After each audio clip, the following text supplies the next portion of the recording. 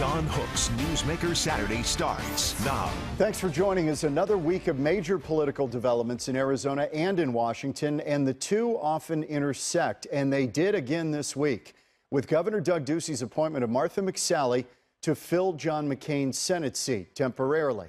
John Kyle had been filling that seat but did not want to continue beyond the first of the year. Mike Emanuel is the chief congressional correspondent and senior political correspondent for Fox News. He joins us from the Capitol. Mike, good to see you. Thank you for doing this. The McSally news, we know how it's received here in Arizona. How is it being received in D.C.? John, my understanding is Senate Majority Leader Mitch McConnell was hoping that it would be Martha McSally, feeling like this person, whoever it would be, would have to basically hit the ground running in terms of preparing for that 2020 election. Yeah, it's 2 years off, but here on Capitol Hill, there are preparations underway almost immediately when you are the senators next up in cycle. And so they felt like after coming through the campaign, obviously they wish she had won the 2018 campaign, but just coming through that campaign, that she has statewide organization, pretty good name ID across your great state, and that bottom line, she'd be able to hit the ground running. They were a little concerned about, if it were a lesser known player, how difficult it might be for that person to hold the seat in 2020 when it's back on the ballot. You know, you're at the Russell Senate building right now, and I'm curious, Mike, that John McCain's office is right down there to your right, I believe, as you're looking at the screen. Will she occupy that office? That's pretty rarefied air there. Or does she move into the Hart Senate building? That is a great question, John. And typically what they do with a new Congress coming in is they do a seniority thing. And so odds are she would not have Senator McCain's office, as you mentioned, some very cherished real estate here on Capitol Hill, that she would probably get a basement somewhere or a less cherished piece of property in one of the other Senate office buildings. Just down the hall, immediately down the hall from me, is the office that was Jeff Sessions, that he had for many years representing the state of Alabama. Because there have been a couple of turnovers there quickly during this Congress, the rookie senator, Senator Doug Jones of Alabama, is currently there, but we expect he'll be moved in the new Congress because he'll be very low on the seniority poll. And so typically with that kind of changeover, you go to a lesser spot. It's a pecking order. Okay, let's talk about the border wall for a minute.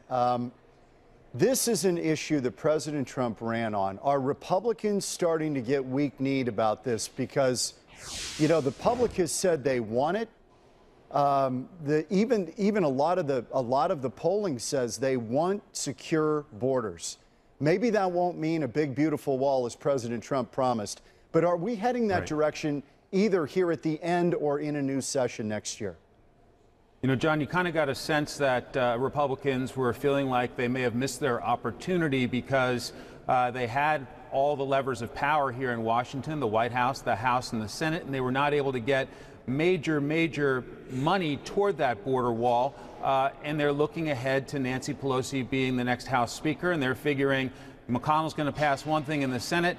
Pelosi's not going to accept that in the House. There's going to be a lot of that back and forth, sending paper back and forth that doesn't sync up. And so there is a concern about that. There's been great frustration on the House side of the Capitol because they've had a majority. They're about to lose it, but they've had a majority for these past couple of years. And they kept hearing, well, you need 60 votes in the Senate, so that means it's not going to happen. And so there's not only a rivalry between Republicans and Democrats, there's a serious rivalry between the House and the Senate, and a lot of aggravation in the House that they're being told we can't do something because, well, it'll never pass in the Senate. Yeah, right. You've got competing interests.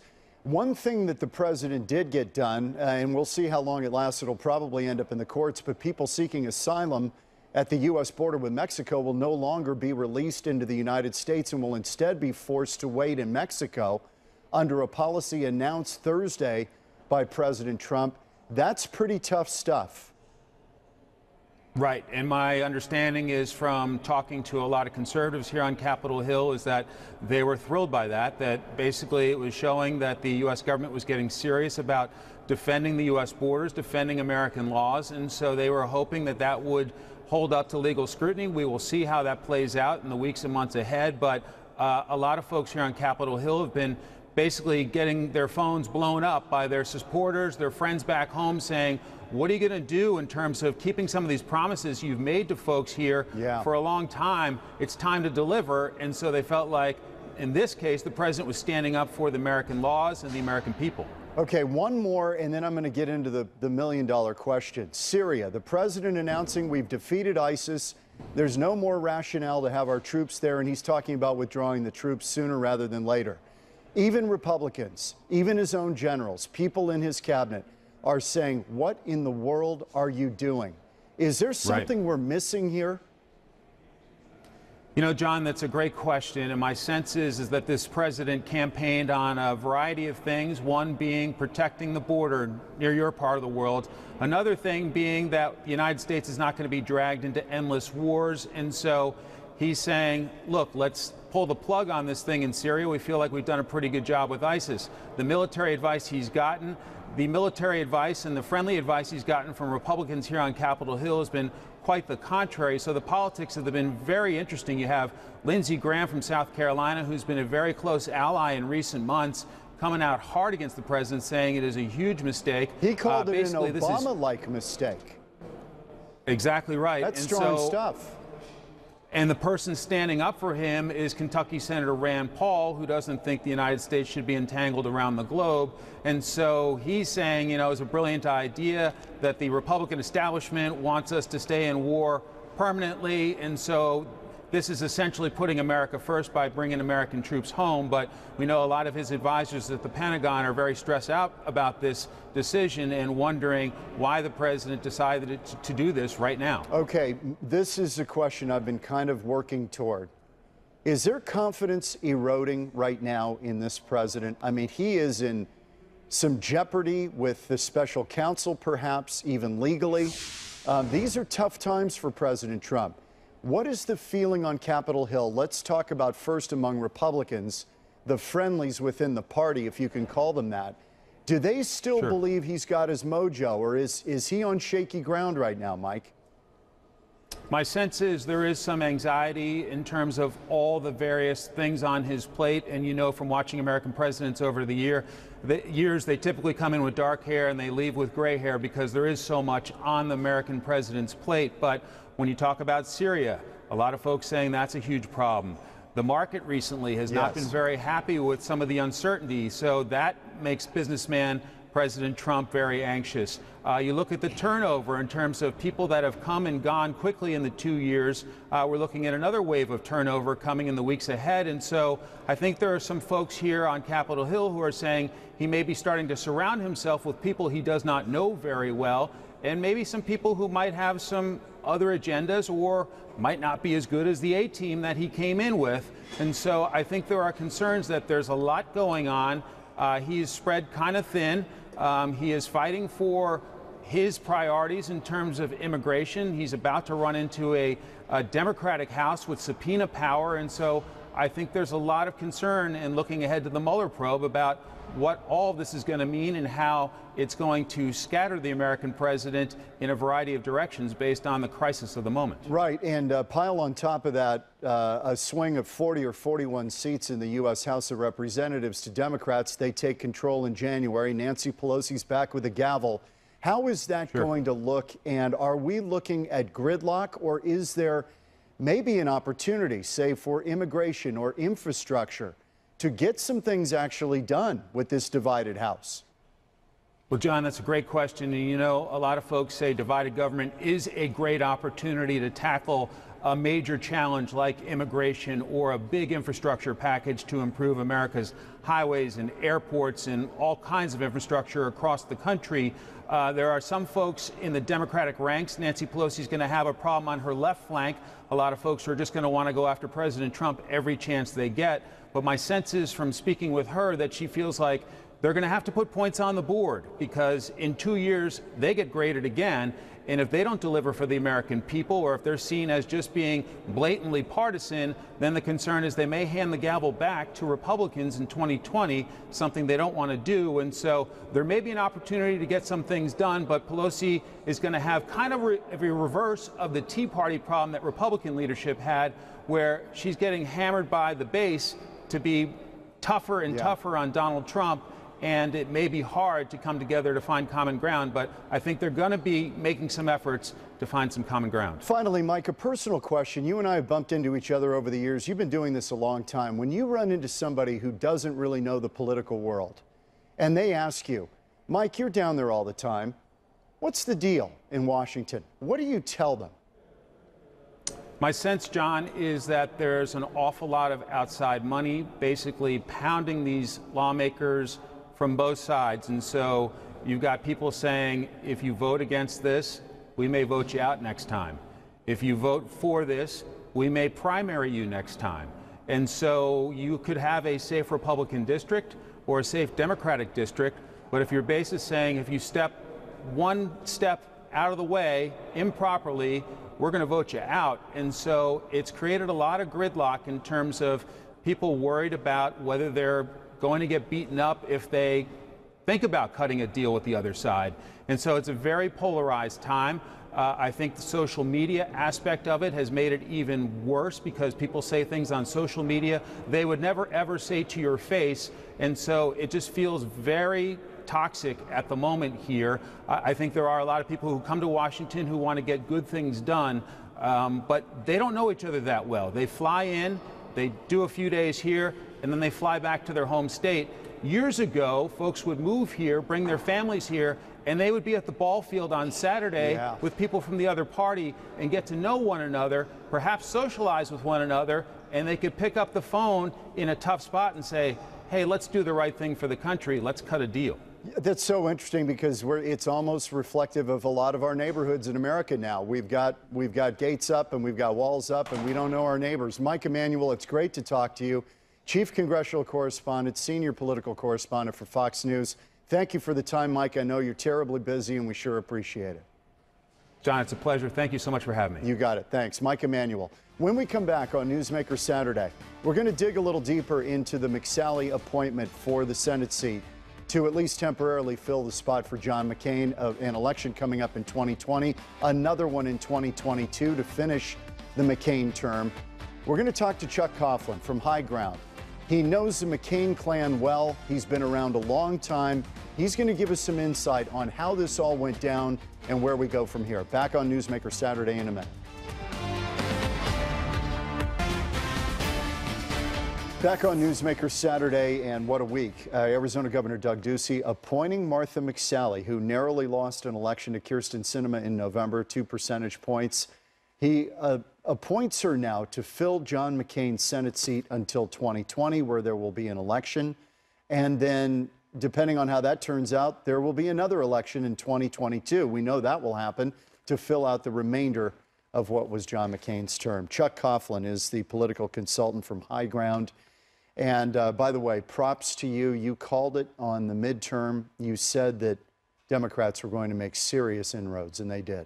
Yeah, it was a good cycle. It turned out it was a late-breaking cycle. When we talked, Republican advantage was up a little bit. It was not as much as historically, but we anticipated and called correctly.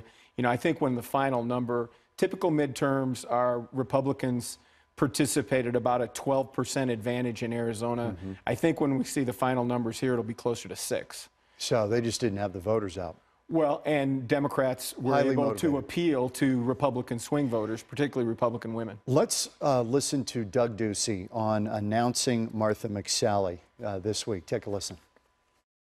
Arizona needs someone who understands the critical issues, who can get to work on day one, and who embodies a spirit of service, of putting the people we represent above all else. Martha McSally possesses these qualities. Martha McSally is uniquely qualified to fight for Arizona's interests in the United States Senate. On issues affecting Arizona's military bases and veterans, she brings a personal expertise as one who's worn the uniform. And on the important issues that affect everyday families, she's shown a talent for bringing people together and finding common ground. I'm proud to call Martha McSally a friend, and I know that together with Senator-elect Sinema, she will advocate for our state and work across the aisle to get positive things done. Thank you, Martha, for stepping up. Were you at all surprised? No. You expected it? I did. A lot of people were asking me. I knew that Senator Kyle was a supporter of having a veteran voice back there. Senator McConnell, they'd invested significant amount of resources in her, and Vice President Pence and the Trump White House were all very, and as we know, politics is a team game, and so, you know, the governor is the lead Republican on our team in our state. He's got to play with his teammates, and I think, you know, it's a safe choice for him. Was there any second option that was really viable that he was kicking around? Oh, I'm sure because of his personal relationship with his chief of staff, with Kirk Adams, that there were conversations about that. What about Cindy McCain? You know, I think if she was interested, that was clearly something he would have considered. But I don't think the family nor Cindy was interested in that. The send-off of the state of her husband was such a spectacular success. You know, any fall-on narrative of that has the potential to change that dynamic, and I don't think the family wanted to do that. Why was there this tension between the McSalley and McCain folks? Well, it was a tactical error on the Congresswoman's part during the defense reauthorization bill, which, as we know, was named after the states after John McCain. And you know, she went to great lengths to talk about it, but never mentioned the senator's name and didn't acknowledge that in any way. That's a mistake. That really ticked the McCain folks off. Yeah, and rightfully so. I mean, you know, there's a point. The Republican Party is it's a big place. Not as big as it used to be, but it's a big place. And Donald Trump is the lead. After he left here on the rally, you know, her campaign didn't really narrate away from that. It stayed sort of on that. She was joined at the hip with Donald Trump. She was, and as we know, the president's numbers in Arizona is below 50% approval rating. And so a bunch of the electorate needs to be talked to about that and why it's important for her to be supportive of Trump, but also other aspects of the Republican Party, a la John McCain, that she also has been supportive of as well. And she had been as a congresswoman from Southern Arizona, but we never heard that during the course of the campaign. So what I hear you saying is she hitched her wagon to the wrong horse with Donald Trump. Well, she got to hitch your wagon to him, but then you need to have another wagon pulling it, which is your own narrative about who you are and what you stand for. And that really didn't happen after he left. And in my view, the campaign failed to narrate a position around her that could appeal to a broader portion of the electorate. You believe that she did not run a smart campaign? I do. You believe she didn't? I've said that, and you know, people said her resignation speech with her dog on her couch, not a resignation, but the concession speech was like, where's that woman been? You know, this affable, kind, petting her dog. You know, we saw her. You showed the clip in her jumpsuit, and you know, I'm a Navy combat pilot. You know, but obviously, you know, people aren't one-dimensional. There are more dimensions to them. She was a swing district congressman from the most competitive district in Arizona, and she won 2 elections doing that. We didn't hear those things. We didn't. There wasn't. She was kind of moderate. She was kind of a moderate down there. She was a moderate, yeah. Right? Okay. Does she have, because there is still a power of incumbency, even though she's appointed to that position, does she have the inside track for 2020 and beyond? Yes. Yeah, she does. I mean, you have the opportunity to narrate your own campaign now. You have the opportunity to be the ball and to focus public attention, most likely in the way that you want it. I mean, you're going to be associated with things that are difficult. You know, will she be a Trump acolyte? I think you have to be supportive of the president as a Republican, but you also have to say, how far is far enough? I mean, the discussions we're having about the border wall, and funding, you know, she knows that issue. There's parts of the border that don't. On that issue. She is, but there's parts of the border that you know you can operationally secure without a wall.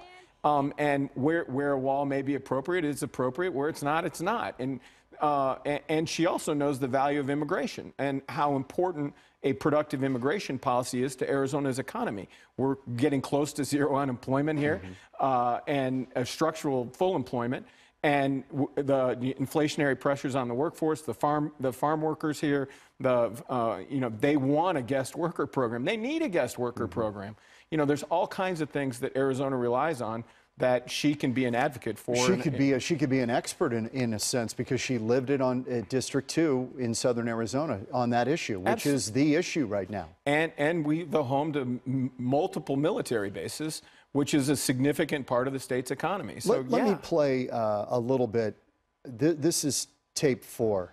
Martha McSally talking about Kyrsten Sinema. They had a rough and tumble campaign. It got very personal. I mean, McSally accused Sinema of treason. Take a listen to this, how they're going to calm the waters and try to work together. I mean, we had a very spirited campaign, but it's over. I congratulated her on the phone the night I conceded and in person on the floor. And I look forward to working with her in the future because this is what it's all about. It's for service for Arizona. It's about doing what's best for Arizona. And so I think we can find that common ground and work together. I look forward to it. Howie, let me go along the same lines. I was there for the debate where you essentially accused Ms. Sinema of treason or treasonous acts. How do you get past that when you've accused an elected congresswoman, a senator-elect, of treason? How do you get past that? Howie, the election's over, and the people have spoken, and I'm honored to have this appointment. And now, for all of us, it's about moving forward, and it's about the challenges that we have as a state and as a country, and continuing to be problem-solving to make a difference for the people that we represent. And that's the approach that I'll take. And I look forward to working with Kyrsten. I texted her this morning. I'm always amazed at how the hatchets somehow get buried. Do they really? Because you've been on the inside. No. They don't. No, they don't. I mean, it's going to take an immense amount of grace on both of their parts and probably cajoling from other people to try and get along. It's important for Arizona, though, right? I've been in parts of campaigns, John, that other people will never forgive me for. And I go to church on Sunday, and I know I'm not righteous. I know I've made my mistakes in life, but man, there's people out there that are just bitter and will be bitter about things that I've done in my life till the very end of their lives. So they'll be angry that I had you on the program. I'm going to get their rap. Maybe not the two of them. God rest Eddie Bash's soul. He was a good man. That was a very you worked for the governor. You worked for Symington. You were at the top of the heap in the Symington administration. That was an odd press conference, if you call it that, because they only took like 4 questions and they were gone. Well, because Howie Fisher, the Capitol Media Service, he was going there. He's going to go there, and I've been around Howie. I know where he's going to go, and they knew that. And so, that's going to take time. I mean, wounds like that take time to heal. So they just didn't want to expose themselves to that kind of... No, and she didn't want to say things, I'm sure, that are overstating the case. I mean, she did the best she could in answering that question. But there are bruises, deep bruises. What does Ducey do now? There was talk that Ducey would want to try to go for that Senate seat at some point. Is that still a possibility? I guess we see what happens with Martha McSally. No. No. I've never believed that about the governor. What people fail to understand is that, there's the best political jobs in the country is the president. The second best job is governor, because there's only 50 of them, and you're a chief executive. You put that above senator. I do. Wow. Because they're legislators. Yeah. They have to work within a body. They're not. They have totally different responsibilities than an executive. They're part of the different branch of government, and so the governors are the best job training for the White House, and because you get executive leadership training. This governor was a CEO, a businessman before that. He didn't want to run for the legislature or Congress or anything. He wanted to be the governor of Arizona. Listen, thanks, Chuck. Appreciate it. Chuck Coughlin from High Ground. We'll be back in a moment on Newsmaker Saturday. Thank you, Chuck. Thank you. Appreciate it.